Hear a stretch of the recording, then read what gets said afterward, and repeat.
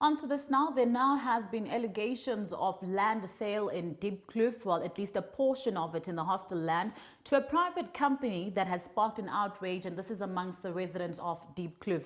Now, yesterday, the residents took to the street in a violent protest, and they were demanding answers after a development project was halted due to the sale. Now, just during this visit to the hostel, the Johannesburg Human Settlement MMC Umlungisi Mabaso also assured residents that the department's legal team is investigating thoroughly into the matter. Isayindida namanje yokuthengiswa kwengxenye yomhlaba wasehostela lase-Diepkloof okubizwa ukuthi uthengwe yinkampani ezimele. Lolu daba luthukuthelise abahlali basehostela nabavuke injebomvu izolo bavala umgwaqo. Kulesi siteleka kube sekushona ababili abashayiswe imoto kwathi koyedwa walimala kanzima.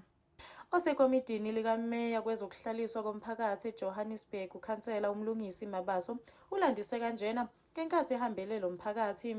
Sibe nawo kumhlangano nabasebenzi bakahulumeni iminyanga yehlukene no-MMC we-Economic Development okuyena responsible for ikampani kamasipala lokuyona ephethe imhlaba on behalf of i-council. Sizama ukuthola ukuthi kahle kahle kwenzakalani ngesikhathi kutransfera lo mhlaba sangayithola ke answer. Namanje abasebenzi akukho la kucaca khona eqinisweni ukuthi lo mhlaba kufike kanjani ukuthi uze uyithole usu-ownwa uhulumeni nenye i-company private at the same time. So ke bawuhlukanisa phakathi lo mhlaba benza lokho kuthiwa i-subdivision. Kwakhona iportion e-ownwa uhulumeni, kwakhona iportion e-ownwa ile company e-private. So ke sasesicela ukuthi ngoba bayahluleka ukusitshela and ungathi abazi ukuthi kwenzakalani ngoba abanye basitshela ngama-processes aqala ngo-1990 kusase lo hulumeni obandlululo ke esingayi-understand i-process yakhona ukuthi yayiqalaphi iphelelaphi.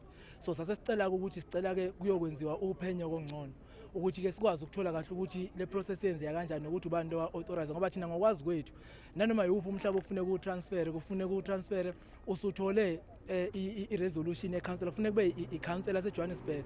uMabaso uthi basakhulumisana nabameli ukuxazulula lolu daba kodwa ke bazoqhubeka nokwakha njengohlelo. Izolo amaphoyisa besengena ezindlini akhipha ukudla obekutapiwe kumaloli ngesiteleka.